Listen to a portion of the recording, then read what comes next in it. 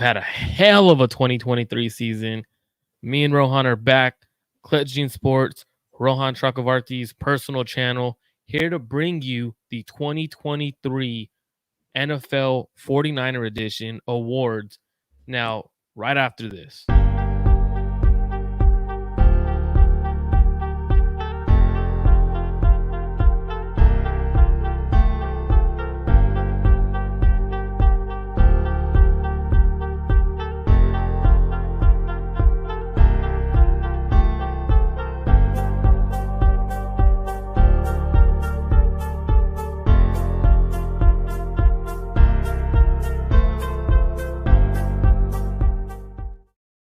Welcome back to another episode of Clutch Gene Sports. I'm here with my guy, Rohan. How's it going, Rohan? Hey, we're doing good, man. First time in a minute. My boy here, I want to congratulate him real quick. He got married, went on his little honeymoon, and so I want to congratulate you. But I'm doing good, and I'm glad we're back on the show. Hey, thank you. I appreciate that. Man, it's been a while since we've recorded. I mean, at least a month, at least. Yeah. I mean, school, that stuff, I haven't recorded as much. He obviously doing his thing. But that just means, first show back is going to be a good one. So first and foremost, if you guys are in the from Rohan's personal channel, Clutch Gene Sports channel, hit the like button, go to the other channel, subscribe to that channel. Do us a favor. Every time you hit that thumbs up button, it helps our algorithm, helps us get on the YouTube platform a little more. So do us a favor and hit that like button. We really appreciate it. Before we even get into 49ers 2023 awards, big news has happened today, and I'm very curious to see what you have to say. The first one, I'm gonna go in importance, like who I think is more important.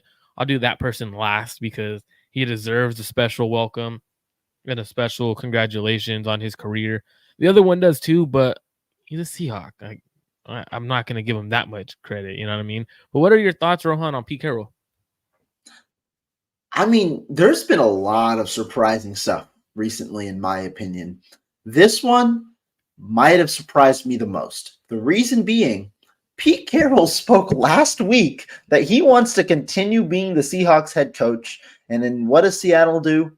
They end up saying they're going to fire him. Maybe this was mutual. Maybe, those, it was one of those mutual decisions that was truly mutual. It appears that Pete Carroll, instead of going to a different role going to a different place, is stepping back and as a senior advisor probably will help out a lot with the next head coach. But he is out as Seattle's head coach. I know he's Seattle's head coach, but I mean, he's had a hell of a career. And maybe this was him stepping back, him obviously being older, deciding it's okay, spend more time with my family, still be very involved with the team. But I listened to a little bit of his tribute or his press conference today, and it seemed like, he gave a lot of praise to general manager John Schneider. And when you look at the last 2 years specifically, the Seahawks obviously have had a hell of a reign. You talk about Legion of Boom and things like that, the way that they've competed with the 49ers, with the Rams, with the rest of the division over the last few years. It's been impressive. But I thought the last 2 years, when you talk about a turnaround, Seattle was entering a rebuild when they traded Russell Wilson and immediately made the playoffs. They just missed out this year, but another positive season. And with that roster, I think it's impressive that they're doing what they're doing. Congrats to Pete Carroll on a good career, but very surprised to hear that he is out as the head coach of the Seahawks. Surprised me even more than the Mike Vrabel news that we heard earlier this weekend. Yeah, I didn't include Mike Vrabel's news because he'll be a head coach again one day, and within the near future, within the next couple of weeks, he'll be a head coach.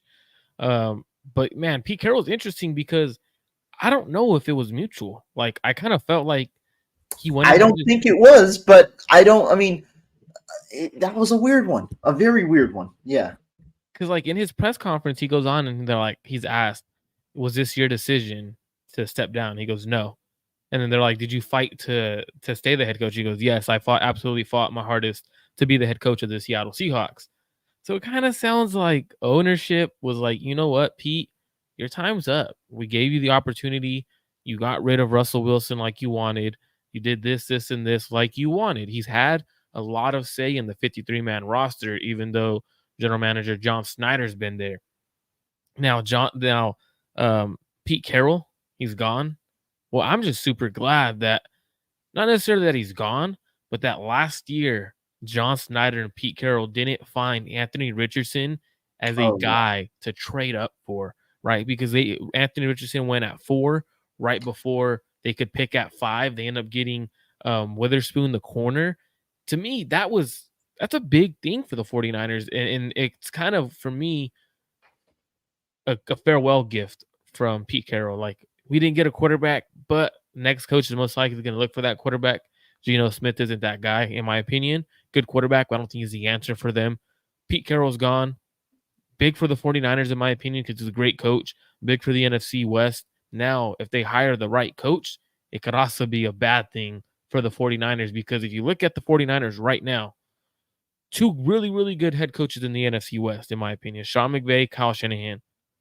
Arizona, Jonathan Gannon, not sure what he's going to be or what he is, but potentially he could become a good coach. And if they hire a really good coach in Seattle, they have a pretty decent roster, stuff to build off of.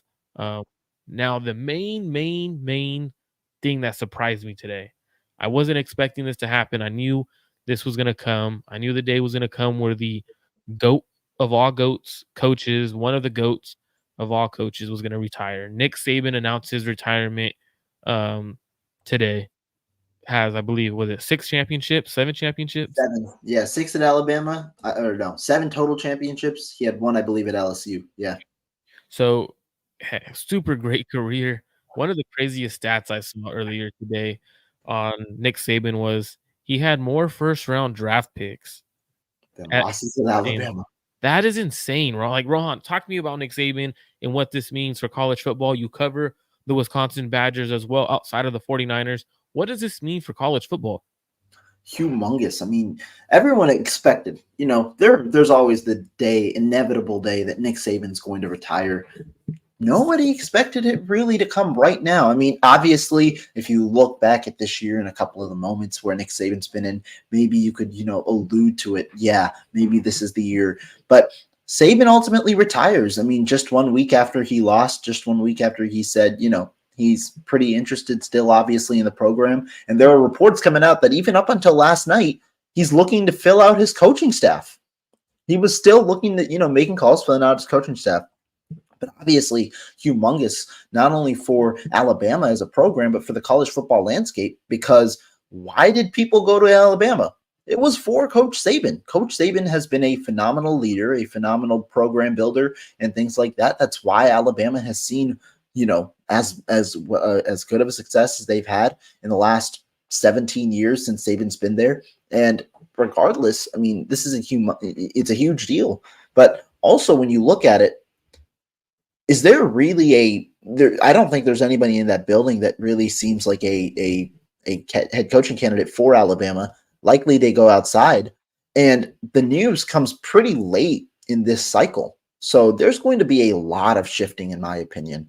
Whoever they hire, seems like right now the front runner's Oregon's Dan Lanning, a guy who has been a Saban assistant in the past from 2015 to 2019 before going to Oregon. I mean, there's going to be a lot of shifting because if he goes there, Rohan, if he does that, if Dan Lanning does leave, I'm talking as much shit as I can about Dan Lanning. Reason why? What did he do? What did he do the moment Deion Sanders in Colorado left and all this and stuff? He's been a guy who's like, you don't own this and that. You're not the main dude in the Pac-12. Leaving for money. You left Jackson State for money. If he does that, he's getting a pay raise. He's leaving. You already have an established program. If you leave, all that loyalty and all that stuff you were saying about other coaches for taking a bigger jump to a bigger school and a bigger conference, you're doing the same thing. So the moment you do it and you want to be hypocrite, that's, to me, if he takes it, the job's right for him. It makes a lot of sense. But a couple of months ago, you were talking mad shit about Deion Sanders doing the same exact thing from Jackson State to Colorado State. So to me, I think if Dan Lanning does do it, he does deserve some discredit towards him or whatever we want to use it as. That's fair. Personally, I don't view things in that manner, in the sense that I don't really buy into what coaches kind of talking about one another. I know there's a lot of discourse, and I do think that it's fair to things like that. For me, I kind of just think of it coaching fit. How does it work like that? And like you said, I think Dan Lanning would be a great hire for them. Obviously, it changes the landscape of a lot of things, because if Lanning goes, you're likely going to see an influx of talent in and out of Alabama. Their number one recruit in the class is already decommitted from the program. So you're going to see a lot of different things. And I mean, regardless, as a insider in college football, as a guy who's involved with both programs, Alabama would come to Wisconsin next year. They're facing them in the non-conference slate. Oregon, obviously, moving into the Big Ten. Wisconsin also faces Oregon next year. So I'm intrigued to see how this all goes. But I mean, if Dan Lanning does ultimately become the guy, he's going to have a hell of an expectation set upon him. You got to press it. That's the number one thing. Everyone's talking about, who could be the next guy, who's going to get the pay raise, who's going to get the recognition. You're following Nick Saban. Your whatever you do is ultimately going to be tied to how Nick Saban performed and things like that. That comparison is going to be there. So we'll see how it ends up going and who ends up being the guy. One guy before we get out to the next topic, but one guy that was thrown out there by a guy that I like a lot and like what he does as a consultant staff writer for a lot of different sites. He played ball at Jackson State. Glenn Schumann, the defensive coordinator from Georgia, young guy, 33, was a grad assistant at Alabama. He knows that defense that Nick Saban has ran. He runs it at Georgia. He's going to be a guy that he's very trustworthy. He's a motivator. He is a very good communicator with his players. A guy that the entire Georgia team loves. That's a guy where you don't want much. There's going to be high expectations, right? But you lower your expectations because he's a first-year coach, comes in, still runs a good defense, finds an offensive coordinator. I think that's a guy that could stick around in Alabama. But if you're on each channel, make sure you guys go to the other channel, hit the like button for us. Make sure you guys are subscribed. Drop a comment on your thoughts of Nick Saban and Pete Carroll retiring. Then we're getting into the awards. Now this is the favorite part of everything. So you're not going to get the MVP award right away. I'm not doing that. We're not going to, because then you're going to be like, oh, you got to wait. You got to wait for the MVP award. The funniest moment award is here, though. Rohan, I'm going to let you go first. Throughout the year, there's funny moments throughout, whether it's Twitter, you want to bring up like something from Twitter, NFL, 49ers, whatever. Funniest moment from the 49ers this season could be from training camp all the way up to the end of the regular season. I'll let you go first. Funny moment is a hard one, actually, to be honest with you. Now, you threw this at me. I don't have too much on my mind, but I got to go with the recency bias. I think one of the more intriguing ones recently was Cam Newton's involvement with the 49ers. Cam Newton obviously called out Brock Purdy as a game manager. And then that portion obviously was funny, caused a lot of staring up of the national media. But then obviously the Deebo Samuel portion of it. Deebo Samuel fired back at Cam Newton. And then Deebo Samuel, said Cam Newton was the one texting him, asking for an appearance on his podcast, when in fact it was actually Rohan and his friends in college. Yeah, sure. Yeah. But it was in fact not Cam Newton. It was some college students. That's my point. See, I'm glad I didn't give you time to think about that, because I didn't even think about that one. Like, that is a great, funny moment that's happened this year. Great one. My funniest moment was actually Dre Greenlaw and what's that guy over there, Big Dom or whatever? Oh, the head of security for the Eagles. That's my funniest moment. Him pointing in his face and laughing at him, and try to fight him like that. To me, I thought that was funny. Like, dude, you're a head of security. Stick to the sidelines. And then he gets suspended for the entire year. And then after that, you see the entire Eagles downfall. Like, to be honest, I thought that was funny because Dre Greenlaw, like as Dre Greenlaw says, he stands on business, right? Like, to me, that was funny. Seeing a player get into it with a head of security. Like, you're supposed to be protecting these players, but instead you're trying to fight these players. Doesn't make sense. Another funny moment, any George Kittle moment, man. If George Kittle's on, if he's on camera, it's funny. Anytime George Kittle is on near a camera is on him, you're expecting to laugh. Like, that guy is hilarious. He's definitely has a role in acting, WWE, whatever he wants. George Kittle is there for it. Any other moments you're thinking of? Anyone want to drop a comment of a funny moment they think of? You guys drop a comment, we'll bring it up and we'll talk about that moment as well.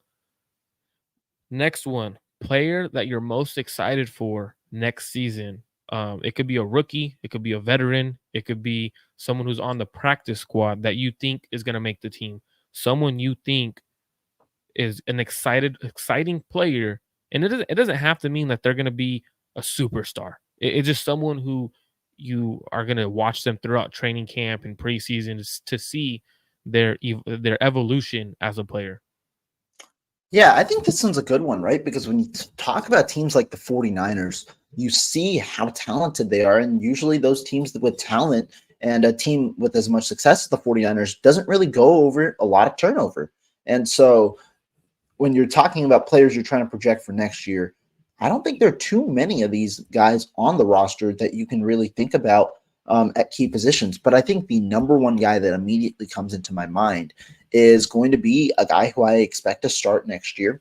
And that's Tig Brown, Jair Brown, who, we're starting to get a bit of a glimpse of in the second half of the season. But he was a guy who I was extremely high on in the draft process. Loved the pick when they traded up to get him, I believe at 86 or 87 in this draft. And I thought that was their best pick of the draft overall.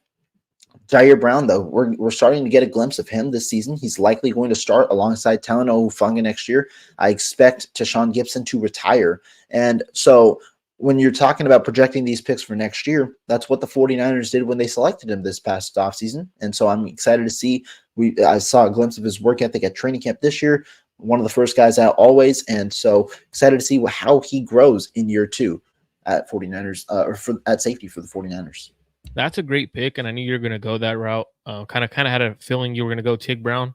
It's kind of hard not to go him when he's had a phenomenal rookie year, stepped in as a starter immediately, and we didn't skip a beat. But a player I have not expectations, but I'm intrigued by, and I was intrigued by him last year or this off season, which was training camp and in the preseason. I have to go Taylor Hawkins. Comes in, first start, interception.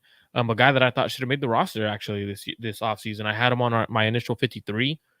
I think he's been developing really well. Now he just got placed on the injured reserve for the practice squad, but I think he's a guy who is going to make the roster next year. I think George Odom is in his final year of his contract, I believe.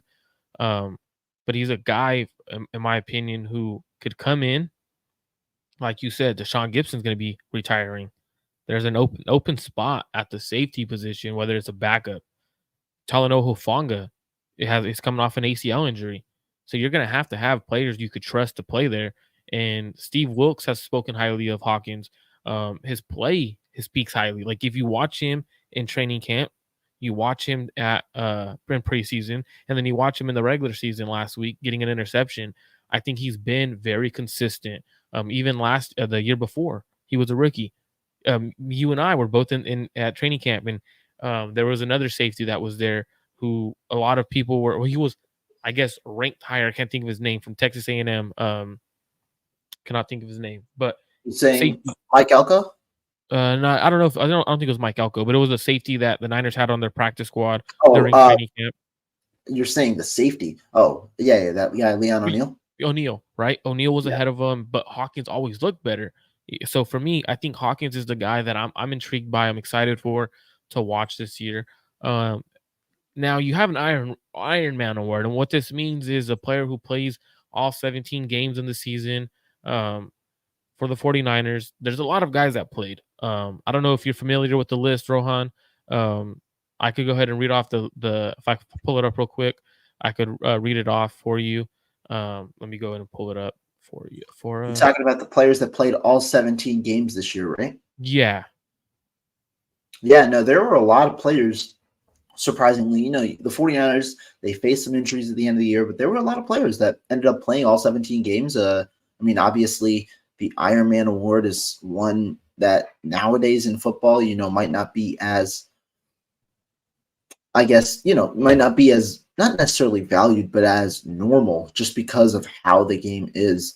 But what direction do you think you're going to go with this? Because there are two ways: guys that battled through injury or guys that managed to stay healthy. Because there are a couple of players in the 49ers that, battled through injury for a lot of the year and ended up playing a good portion of games throughout. But if we're going in that direction, I think the number one guy that I'm going to go to, or I got two in mind. But number one is going to be Christian McCaffrey, because McCaffrey only sat out one game this year, which was week 17. McCaffrey played in every single game, dealt with rib and oblique injuries. Remember those injuries in the week 7-8 portion when the 49ers were going through a bit of a rut. Had some injuries towards the end of the year as well, but he played in 16 games. And he played an extremely integral role. We're probably going to speak his name at least one more time in this episode. But McCaffrey is going to be my guy because of the way that he played. The other guy that I'm going to mention, because I think his presence, and I think I'm going to mention him later on as well, is Charvarius Ward. Ward has been a guy who has been not necessarily labeled as injury prone, but he's been known to miss a few games in his career per season, 2 to 3 games per season. And at cornerback, the 49ers absolutely could not afford an injury to a guy like Charvarius Ward. While Ward did face injuries, as I expected, in games certain times this year, the groin injury was, one to watch. He played in all 17 games. I think that's another thing to value, and a reason why the 49ers defense saw the success that it did. So I love that you went with those two players.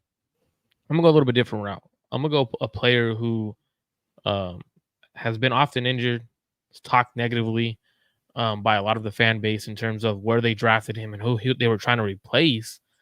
Hasn't been able to stay healthy. Finally stays healthy and is able to play 500 plus snaps this year. Javon Kinlaw.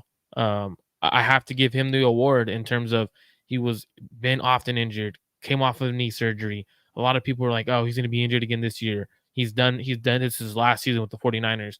I have to give him the award. Another guy I got to include. You did include Charvarius Ward in there.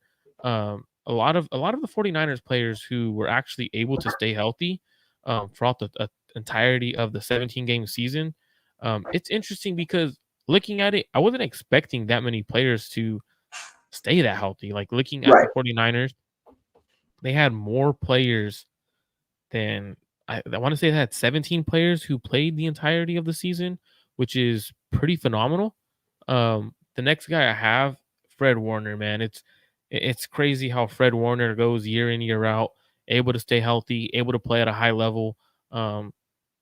Was pushing to play week 18. Like he did not want to sit out. Like he was saying, and he said on his podcast with his wife, he said it in the media room, I'm pushing to play. This is my opportunity to show. He's always playing like he's a rookie, like he has something to prove. Like, hey, you're an all pro. Chill out. So I got to give those two. Any other players you think that you would like give an honorable mention for that award? Yeah, I mean, those two guys are guys that I really like Javon Kinlaw mention, because he's a guy, who has been touted as an injury prone player in his career. He obviously played a lot. I have one other player in mind. He played 16 games this year, just didn't play the last game. And he's also been a guy who I don't think the fan base ever soured on him, but he's been a guy who people kind of view as a guy who's faced some injuries in the past, a guy who's battled through things and played. I thought he had a relatively healthy year this year, and that led to his first 1,000-yard campaign since 2019. That's George Kittle at tight end. Kittle played 16 games this year, only missed the last one, like I said. He hasn't played a full 16-game season, he hasn't played 16 games since his breakout year in 2018. And with him being, there for nearly the entirety of the 2023 season, we saw an increase in impact. Kittle, he caught 65 passes this year, close to his 60 passes from a year ago, but the way that he was utilized is different. Had 15.7 yards per catch this year, the highest of his career. That led to a 1,000-yard season, got 90 targets as well. He's been an integral part to this offense. We'll see what happens in the offseason. But Kittle, he's a guy who, puts his body on the line every week as a blocker, and I thought that he deserves this award given how he remained healthy this year. AW coming off the top rope to snag my honorable mention. A guy that I was gonna initially include instead of Fred Warner, Phenomenal Lenore, a versatile player able to slide inside, outside, wherever the coaching department needed him. Like they literally said, "Hey, you know what? Isaiah Oliver's struggling. We need you to move to the slot. We know how hard it is to move from outside to inside. Can you do it?" Stepped up and he's played phenomenal. Only gave up one touchdown in like 660 coverage snaps. I thought great AW off the top rope taking mine. Now the next award is going to be a player who's most improved on the 49ers roster, whether it's someone who has struggled in the past, a player who you felt like during the season they struggled the first couple of weeks and gotten better. However you want to go about this award, you could take it that route. I'll let you go first, Rohan. Yeah, most improved player. Obviously, you can view this in a couple of ways. Guys who didn't play at all last year, guys who maybe didn't improve as much, or didn't see as much of a role, or didn't have a great year last year. But I think there's only there are a few ways you can go with this, but I mean, for me, it's pretty clear. It's Deebo Samuel for me. Deebo Samuel is my most improved player. I thought Deebo Samuel came out this year with a vengeance, and I mean, we've said it on this podcast. I was critical of Deebo Samuel in 2022. Coming off the extension, he did not perform to what his contract demanded of him. And I thought that that was an issue, especially considering the way that the 49ers utilized him in 2021. He came in out of shape. He missed a few weeks of training camp, didn't play, didn't suit up for a majority of the offseason, things like that. 2023, Deebo Samuel's there at minicamp early in May. He's there throughout the offseason. He was he was in shape. And what did it come out to be? Deebo Samuel plays in 15 games this year. He only missed a very short stretch in the early portion of the season where he struggled a little bit. And I thought there was a good reflection from Kyle Shanahan a few weeks ago. Deebo Samuel had a few poor weeks. He got injured early in the season, week 6, week 7, week 8, that area. And I thought he didn't play as great in those weeks. Decided to shut it down till after the bye week. Since the bye week, he's been electric, though. You talk about, the Jacksonville game. Since then, I believe he's scored, I want to say, in excess of 10 touchdowns. It might be 10 touchdowns, like on the dot. I think he scored 10 touchdowns since then. He's been a touchdown machine. He's had a couple of major games. He has had, the 2 games back-to-back, 116 yards versus Philly, 149 versus Seattle. He had those 2 major games. But I think his presence overall has just been a huge force for the 49ers. You see how they're able to distribute the ball. A guy who I thought did not play well last year. And I think you can go a couple of different ways, but I have to give props to Deebo Samuel for his performance this year. Sure, he didn't get 1,000 yards. I don't really care. I think that overall that he played pretty well in 2023. Again, before I go, and I'm sorry to stress this, but hit that like button, go to both channels, subscribe to both channels, because my most improved player is a guy that struggled his first couple of years. Number was called this year, and he played phenomenal. Ambry Thomas, man. Mm-hmm. Yeah. Like, for me, this one was an easy give to Ambry Thomas. Struggled his first couple of years. Rookie year, I thought he played decent. Second year, he struggled. Kind of was put on the back end behind Demo. But coming into camp, he was that guy who was getting targeted. People were like, "Oh, he needs to be cut. He needs to be cut." Like, I saw a lot of people, even including myself, and that's why I'm giving him this award. He's most improved. Tip my cap to him. Proved a lot of people wrong. Ambry Thomas is one of those guys where in camp was getting targeted often and often, and it was to the point where it kind of felt like the Niners quarterbacks were looking and finding Ambry, like, all right, I'm throwing right at Ambry. Steve Wilks has done a phenomenal job with him, giving him confidence to the point where after that, a big play this season, he ran over to Steve Wilks and said, "Don't forget about that. Don't forget about that. I'm here. I could do that." So for me, that's kind of the confidence that Steve Wilks is instilled into his defensive players, and especially Ambry Thomas. I felt like that's been, if the 49ers didn't have Ambry Thomas on their team, or a guy that they could plug in at outside corner and play at a high level like that, what would their secondary look like right now? Because at one point, Isaiah Oliver was in the nickel, Denomina Lenore was in the outside, and the 49ers defense wasn't that great. Let us be like, it. Isaiah Oliver was struggling.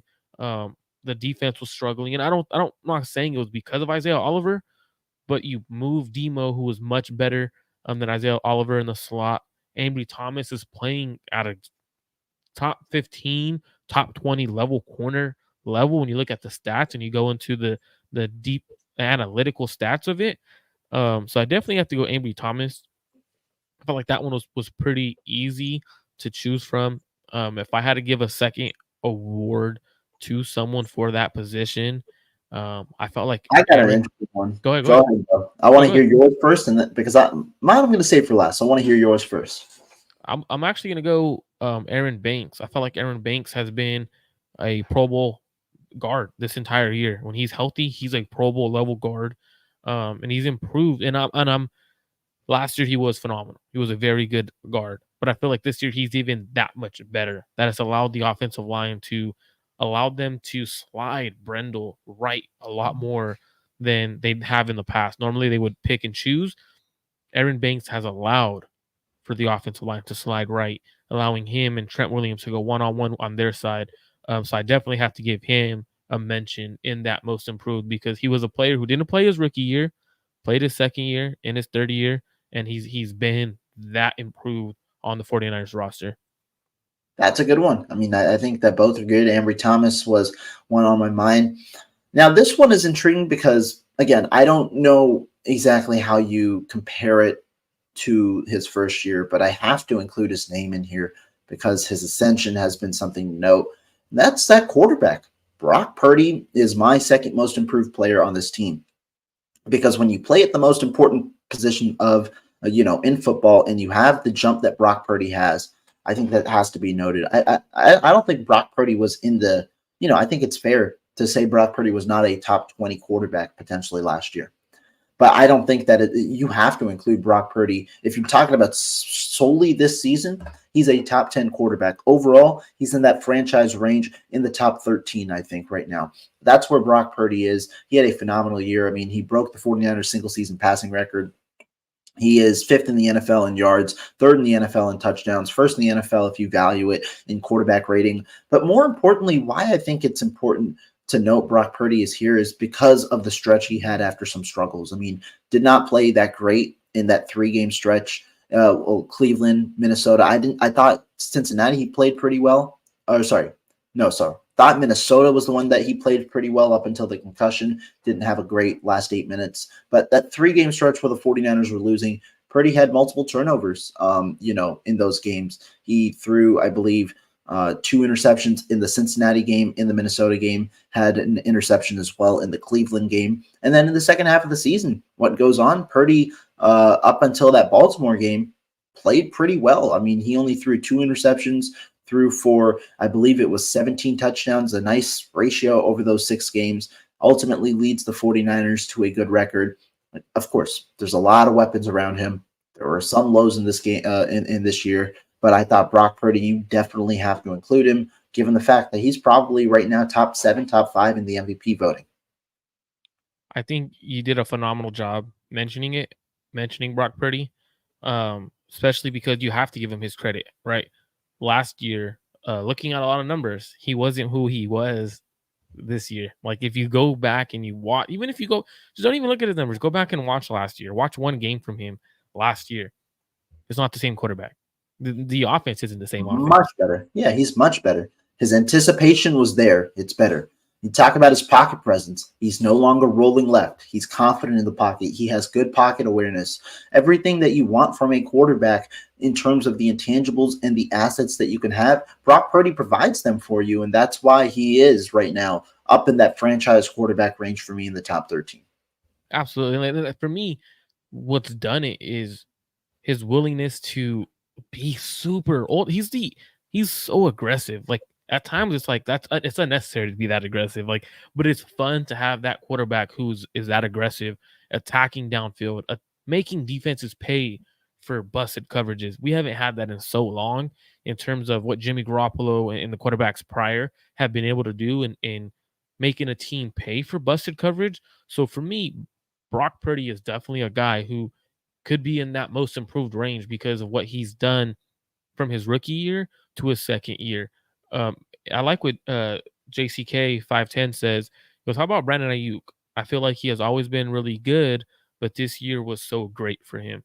What are your thoughts on Brandon Ayuk being Yeah. most improved? Absolutely. I mean, he's a guy who I think is up there. The reason I didn't include him is because personally I've held him in high regard for, his whole career here with the 49ers. I've thought he's been underrated, and I still think he might be underrated. Depends on, he didn't make the Pro Bowl. I think that he had a good argument to make the Pro Bowl. Ayuk, I mean, this year it's where the statistics matched what the production could be. And so when you talk about a guy like him, where he catches 75 balls, but really the important stuff, or sorry, not the important, the impressive stuff, 1,340 yards. And then he also averages nearly 18 yards of 18 yards of reception, top three in the NFL in that category. The efficiency with how Brandon Ayuk has played is impressive. Obviously, that doesn't discount what he does as a blocker as well. He's just a 49ers player. He's a 49ers type of player. I think that he would be well warranted, obviously, in this spot as well. Coming off a 1,000-yard season, he got better in less opportunities. He had 78 catches last year, 114 targets last year, only 75 catches, 105 targets. He caught nearly or over 300 yards more in receiving. So a pretty good year for Brandon Ayuk. And, I mean, he's a guy who hopefully can be a cornerstone piece for this franchise for years to come. And I think for Brandon Ayuk, I think he's at the point where I would love to see Brandon Ayuk get the target share that guys like Justin Jefferson, CeeDee Lamb, Tyreek Hill get. Now, I've seen people who they're like, they try to put, because you can't necessarily include his average because it was like 18 yards a catch. You can't put the targets and then use that average because with those targets, it's going to go down. Like realistically, it's going to go down because you're not going to be getting deep targets every single throw. Like that's not how it works. So it would come down, but you would also see the yardage go up because he's getting a lot more targets. So I believe he's under 100 targets this year, put up 1,300 yards, 7 touchdowns, 1 less than last year. Definitely could be a guy that's most improved. He's definitely put the NFL on notice this year. I feel like this year with the more explosive plays and the like being the lead guy in the passing attack for the 49ers, I still think they need to get his targets up. I think at some point Kyle Shanahan needs to start targeting him more. But again, if you do that, you become one-dimensional in the passing game. If you look at other teams, they're only targeting one receiver. Their offense isn't as explosive as the 49ers. So I'm kind of glad that he is limited on his targets, but he deserves a payday. Now, this one's interesting. I know me and you, we texted about this one briefly real quick before we went on. Coach of the Year. Now, everyone might say Kyle Shanahan or whatever, but I'll go first on this one because mine is a little bit different. I'm going to go Steve Wilks as Coach of the Year. And the reason why I'm doing this is because it is extremely hard for a coach to come into a system that is not his, master that system, have to learn it, struggle for a 3-game stretch, right? Struggled, where fans are calling for his name. They were calling to fire Steve Wilks, this and that. Oh, Steve Wilks isn't good. Steve Wilks this, Steve Wilks that. Just for him to have a top 5 defense in the NFL, for him to get on the same page with Fred Warner, go from the coaching booth down to the field, whether that was his decision or not, he did it. So for me, even though Kyle Shanahan is the head coach and he's arguably one of the better coaches in the NFL, probably in my opinion, is easily a top 5 head coach in the NFL right now.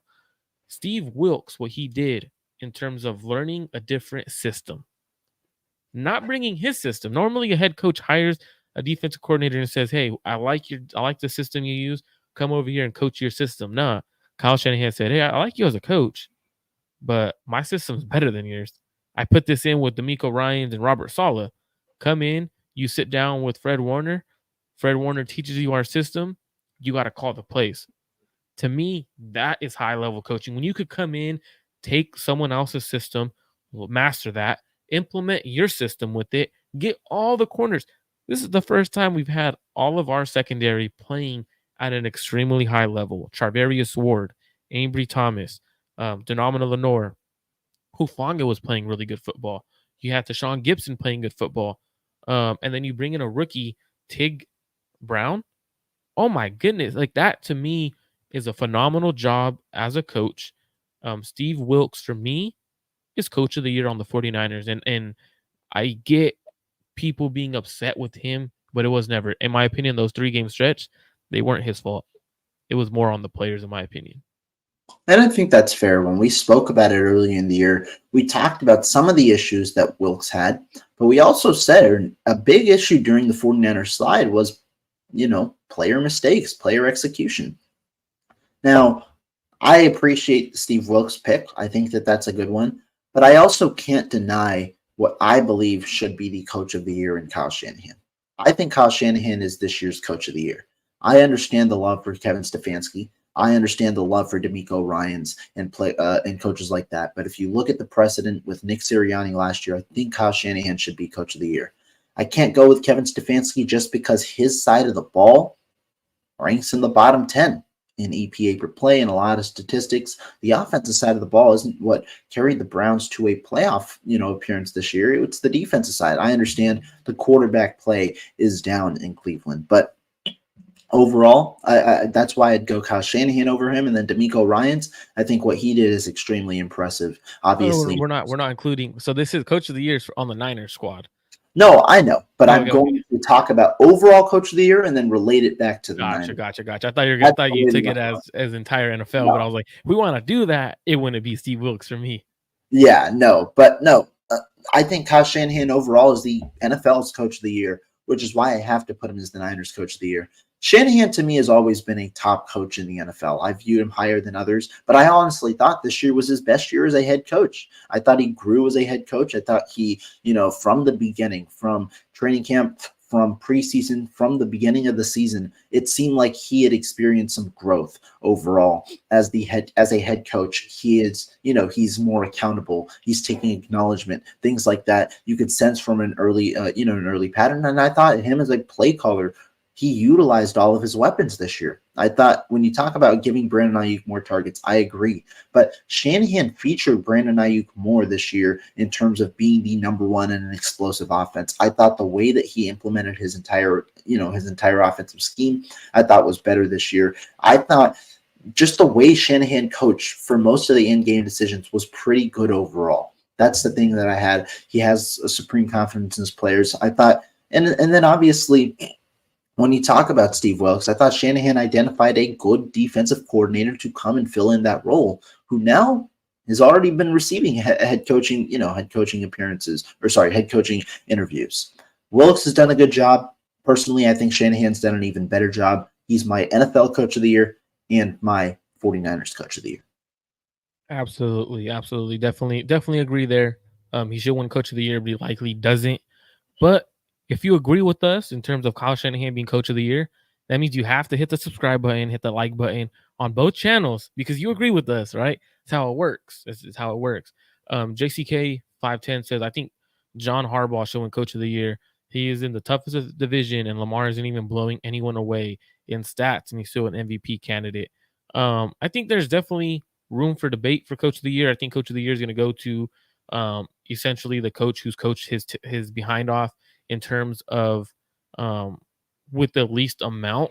So which means D'Amico Ryans, Kevin Stefanski, Sean McVay. I think it's going to go to one of those guys in the sense of NFL wise.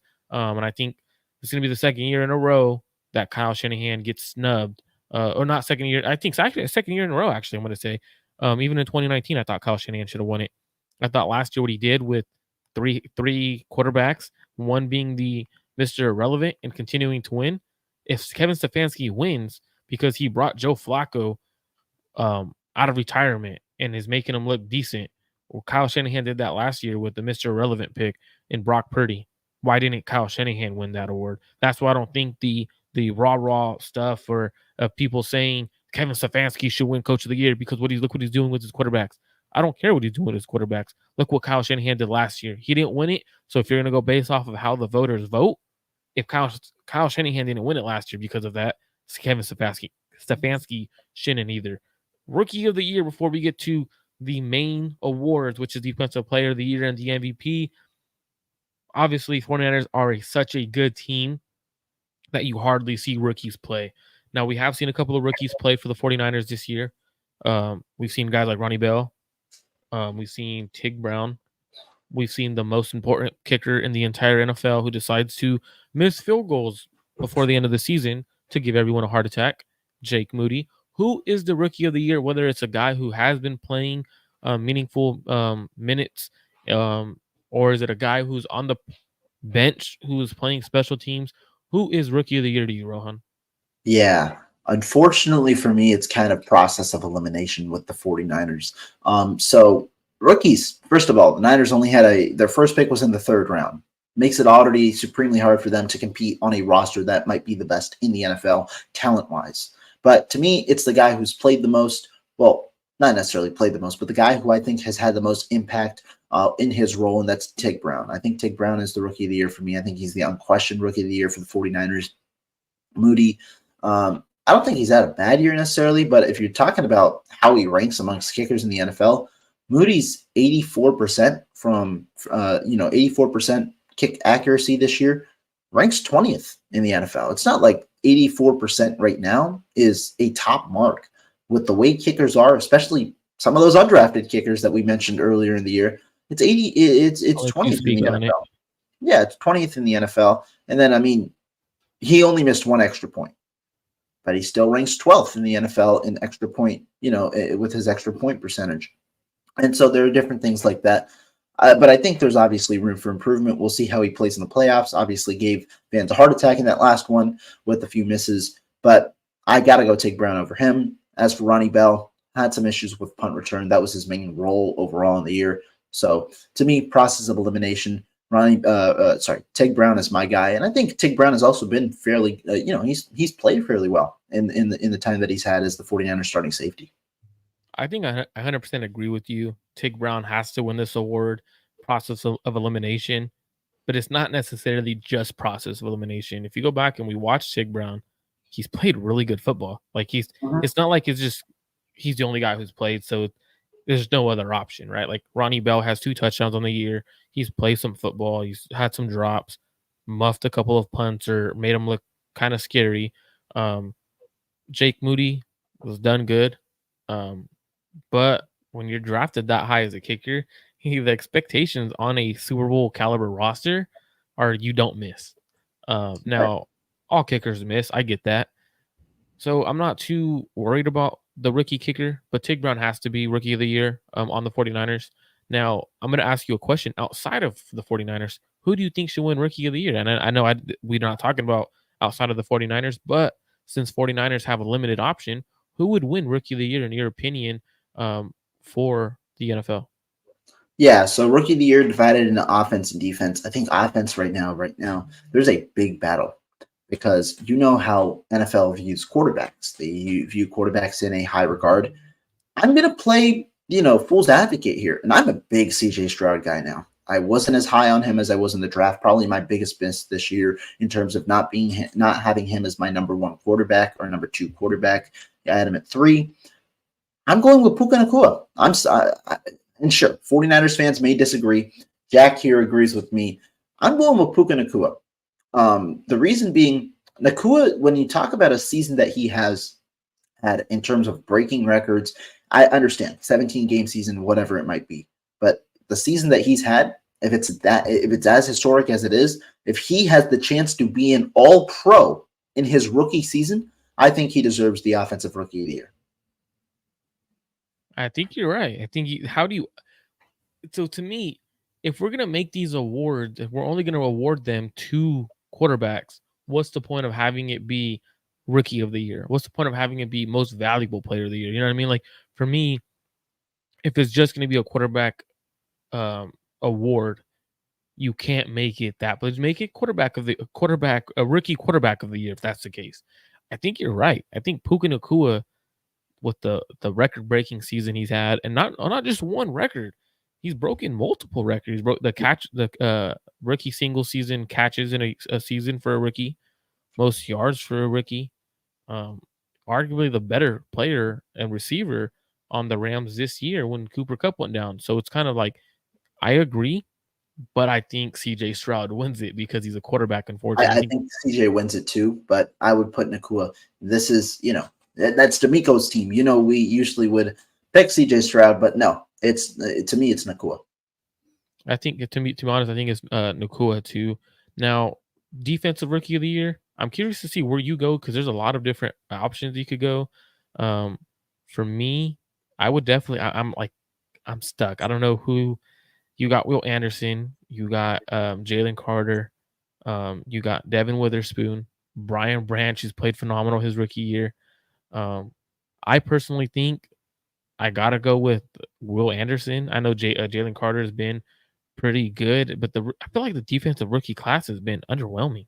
Like you're expecting the defensive rookie class like to give that award out. You're expecting it to be someone like high, like someone who's stood out. I don't feel like there's been a defensive rookie that stood out or that's stepped out and took that award. Like the offensive position. I think there's only two players for the offensive position. I think it's CJ Stroud and Puka Nacua, the only ones that are running. So who do you think's defensive rookie of the year? Yeah, I think that there's a lot of potential options. And when we talk about this rookie class defensively, I think it's intriguing because I think there are a lot of potential contenders that weren't drafted in the first round. Brian Branch was not drafted in the first round. I don't think Joey Porter, I don't think he wins it, but I think he's in the consideration. He was not drafted in the first round. And a guy who I think is the most underrated, well, there are two. Coincidentally, both play for the Rams. Kobe Turner at defensive tackle and Byron Young at outside linebacker / defensive end. I think both players have been good this year. I think Turner could even be in the running for defensive rookie of the year. I think that those two guys were outside of the first round. Turner was I believe he was a fourth rounder. Byron Young a third rounder. And so I think that there are a lot of options. I think so. Who'd you go? Will Anderson? I went with Anderson. I think he stepped up the last couple of weeks to help the Houston Texans make the playoffs. And to me, that is kind of the only thing that's stood out for me. I know Kobe Turner, he tied the record with at least for the Rams record for rookie sacks in a season with Aaron Donald. I don't get where the heck does these Los Angeles Rams make these players in a lab? Like, because like all their they find defensive tackles left and right. It's insane. Like they know how to scout defensive tackles and defensive line. But who's the guy you choose for that award? Yeah. So to me, I mean the front runners. I think a guy who I definitely have on my mind is Jalen Carter. I think it's personally. I think I would pick between Jalen Carter. I think there are four in my mind: Carter, Brian Branch, Will Anderson, five: Carter, Brian Branch, Will Anderson, Kobe Turner, and Devin Witherspoon. I think that those are my five. Witherspoon, I think, was an early front runner, but I think some other people have jumped him recently. More notably, I think Carter has jumped him. I think Turner has potentially jumped him. I will probably end up going with Jalen Carter here. I think that his two-way impact, especially as a early impact rookie, his longevity over the season, that's where I'll probably go. But I want to give some love to Kobe Turner because I think he is, he's pretty darn good. You're absolutely right. There's definitely a one to go. Now, this one's hard for the 49ers. Defensive player of the year. Have a top defense, a lot of guys who deserve the recognition, a lot of guys who have played really good football. Now, defensive player of the year on the 49ers only. We're not going entirely NFL. This is strictly 49ers defensive player of the year. Who do you give this award to for the 2023 season? I think mine is probably going to differ from yours because to me, it's a guy who has been a personal favorite. I think he's been underrated for a long time. I'm going with Mooney Ward. Mooney Ward is my defensive player of the year for the 49ers in 2023.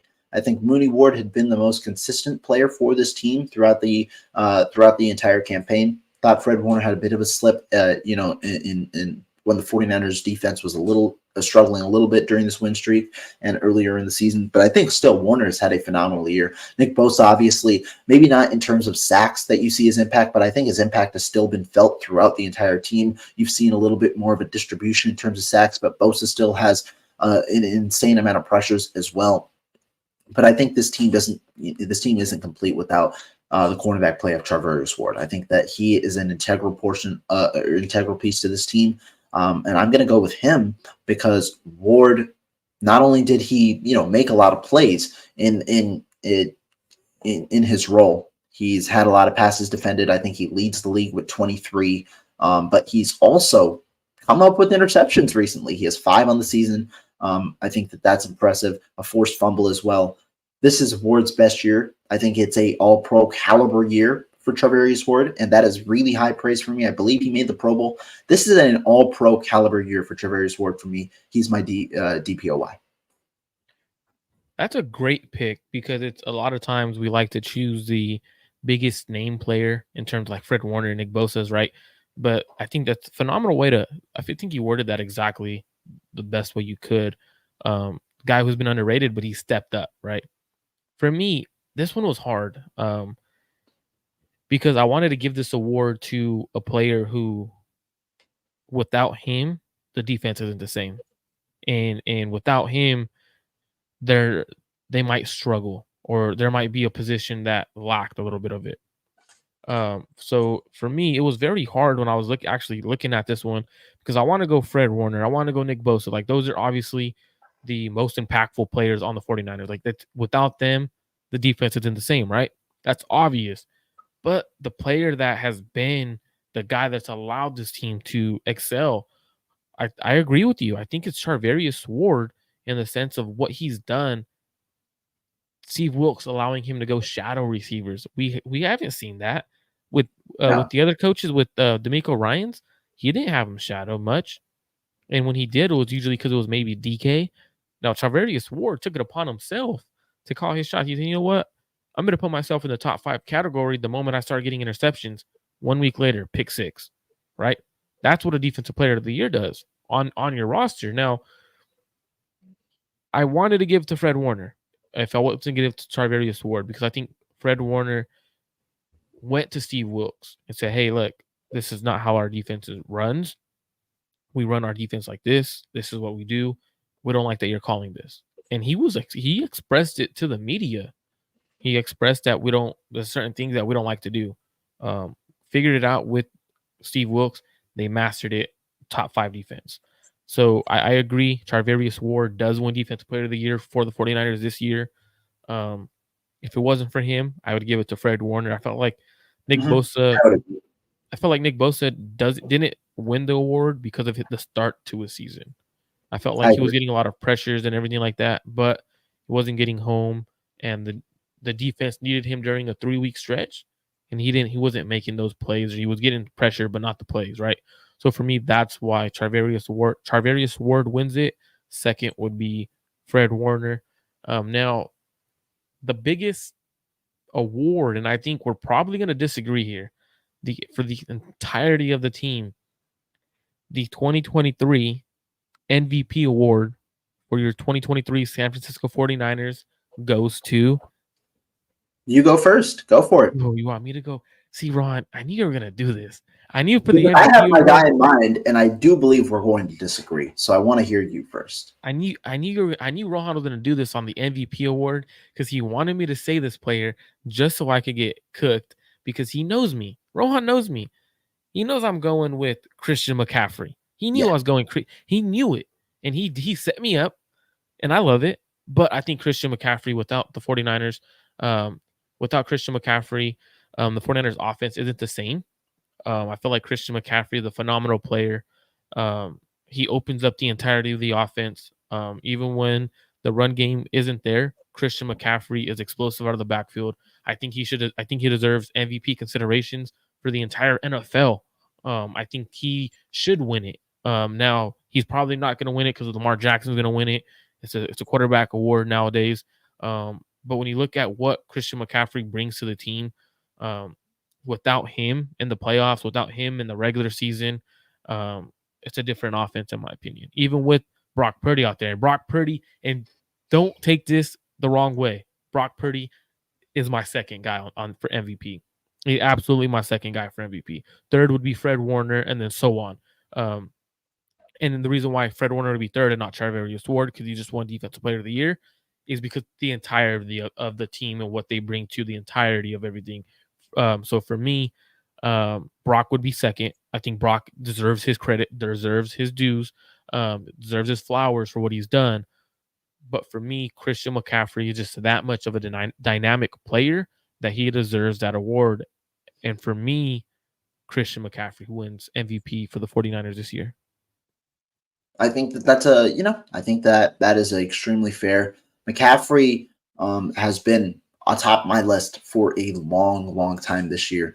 And when you talk about MVP, I think MVP is it's an intriguing, it's an intriguing way to describe it, because if I'm talking about the most valuable player on this team, not the way that this season is. If I I'm know where you're talking about going. I a like it. valuable player on this team, to me, it's two players. I do think that there are two players more valuable than Christian McCaffrey to this team. If you're talking most valuable, that is Trent Williams and that is Brock Purdy. I think both players are more valuable than Christian McCaffrey because of positional value. Williams plays the second most important position in the NFL, and he's the best at it, especially when you consider the remainder of the 49ers offensive line. The 49ers aren't in this place without Trent Williams doing what he does on a weekly basis. You can't, because the way the right side of the offensive line has played this year, it hasn't been good. The 49ers have relied on the left side. And again, it's not only about pass protection, it's about the run game, it's about the entirety of the flow of the offense. That's why I think Williams is the most important player for the 49ers.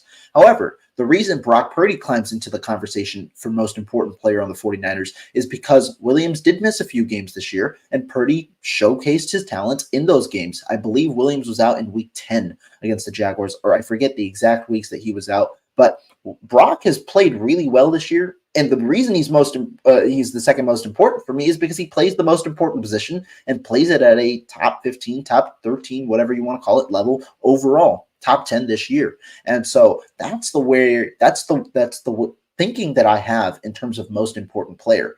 However, if we're labeling it specifically to this season, talking about how this offense went or how this overall team went, it'd be hard to go against Christian McCaffrey. McCaffrey doesn't play the most important position. McCaffrey isn't, he plays at running back, which before the 49ers made it relevant really in the last few years has lost a significant amount of value. But McCaffrey is the most valuable player on this team. I will agree with you there. I think he is the most valuable player on this team because of how the 49ers utilize him, but also because how other teams treat McCaffrey. In the run game, you've seen teams sell out against the run, and that's allowed the 49ers offense to flourish. The number one example that goes into my mind early in the season was week 6 or week 5 against the Dallas Cowboys. One of those early weeks where the 49ers, what do? McCaffrey ran for 51 yards on 19 carries. Dallas sent everybody. They tried to stop the run, and then as a result, it opened up the pass game. The 49ers scored 42 points, their highest to that point in the season. In the pass game, though, McCaffrey as well attracts a ton of attention, leaving one-on-one matchups across the board. That leaves, when you have three other receivers in George Kittle, Deebo Samuel, and Brandon Ayuk that can separate and also make significant plays in one-on-one coverages, that also has a significant amount of value to the 49ers and their offense. So to me, McCaffrey becomes my most valuable player. I think if I were to have a most valuable ballot, it would be one spot ahead of Brock Purdy. But I think in terms of most valuable for this season, those are my two picks. McCaffrey 1, Purdy 2. I agree with you there. I just wanted to label the distinction between most valuable and most important. I thought you were really gonna go another direction than me, and I do love the praise for Trent Williams. He obviously is an extremely important player for the 49ers. He is the most important player on the Niners. Without him, the offensive line is not the same. But that is it for the year 2023 award show.